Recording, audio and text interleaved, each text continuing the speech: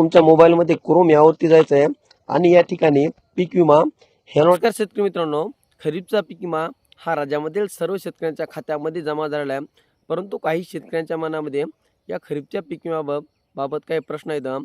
तर ते प्रश्न म्हणजे मला पीक विमा यावर्षी कमी आला. तर मित्रांनो, आता याची विविध कारणे काय आहेत आणि त्याच्यानंतर हा खरीपचा पीक विमा हा नेमका तुमच्या कोणत्या खात्यामध्ये जमा झाला, त्याच्यानंतर तुम्हाला किती रुपये आले, त्याच्यानंतर कोणत्या तारखेला आले आणि कोणत्या पिकाचे आले, याची सविस्तर अशी माहिती आपण या व्हिडिओच्या माध्यमातून जाणून घेण्याचे प्रयत्न करावा. तर मित्रांनो, सर्वात महत्त्वाचं म्हणजे आता शेतकऱ्यांच्या मनामध्ये एक प्रश्न निर्माण होत आहे, तो म्हणजे हेक्टरी जे काय शासनाच्या माध्यमातून 17-18 हजार रुपये देण्यात आले होते, त्याच्यापैकी मला तेवढे पैसे आले नाही.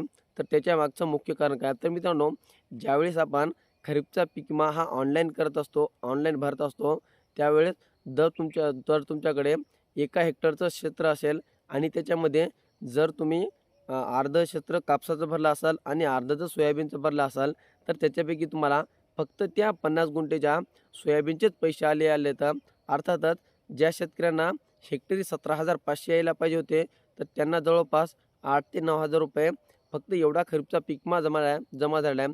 तर मित्रांनो, त्याच्या मागचं कारणच असं आहे की तुम्ही जेवढा खरीपचा पीक विमा भरला आहे, तर त्याच्या संदर्भात तुम्हाला तसे पैसे आलेले आहेत. आपण जर पाहिलेच असाल, विविध शेतकऱ्यांनी कापूस या पिकाचा विमा भरलेला आहे आणि काही शेतकऱ्यांनी सोयाबीनचा भरलेला आहे. म्हणजे ज्या शेतकऱ्यांनी सोयाबीन या पिकाचा जास्त विमा भरलेला आहे, जास्त रक्कम भरलेली आहे, तर अशा सर्व शेतकऱ्यांना मोठ्या प्रमाणामध्ये रक्कम मिळालेली आपण पाहिलेली आहे.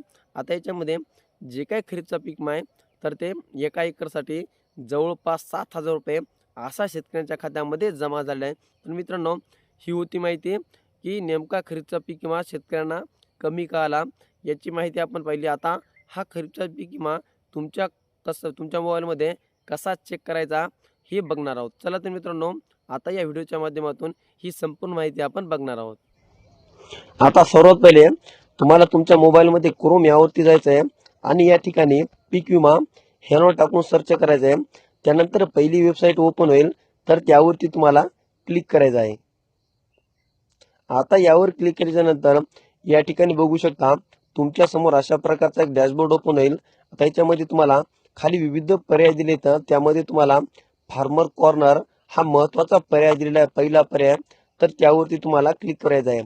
आता यावर क्लिक केल्यानंतर यामध्ये तुम्हाला लॉग इन फॉर फार्मर यावरती क्लिक करायचं आहे आणि यावर क्लिक केल्यानंतर तुम्ही ज्यावेळेस तुमचा पीक विमा भरला आहे, तर जो मोबाईल नंबर दिला होता, तर तो मोबाईल नंबर तुम्हाला या ठिकाणी टाकायचा आहे आणि हा मोबाईल नंबर टाकल्याच्या नंतर खाली तुम्हाला कॅप्चा कोड टाकायचा आहे.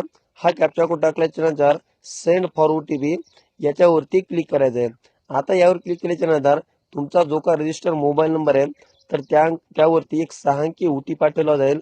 तर तो OTP तुम्हाला यामध्ये टाकायचा आहे आणि या OTP टाकल्याच्या नंतर खाली तुम्हाला जी काही हिरवी पट्टी दिसत आहे, तर त्या सबमिट या बटनवरती तुम्हाला क्लिक करायचं आहे.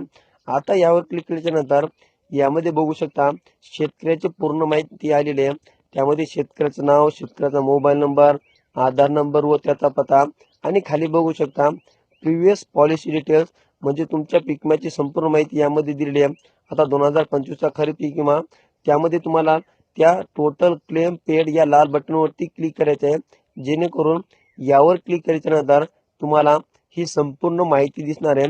यामध्ये बघू शकता तुम्हाला पैसे किती आले, तर कोण्या पिकाचे आले, तर त्याच्यानंतर कोणत्या बँक खात्यामध्ये जमा झाले, तर किती तारखेला जमा झाले, तर त्याचं लॉसचं पर्सेंटेज किती आहे, ही संपूर्ण माहिती तुम्हाला यामध्ये दिलेली आहे.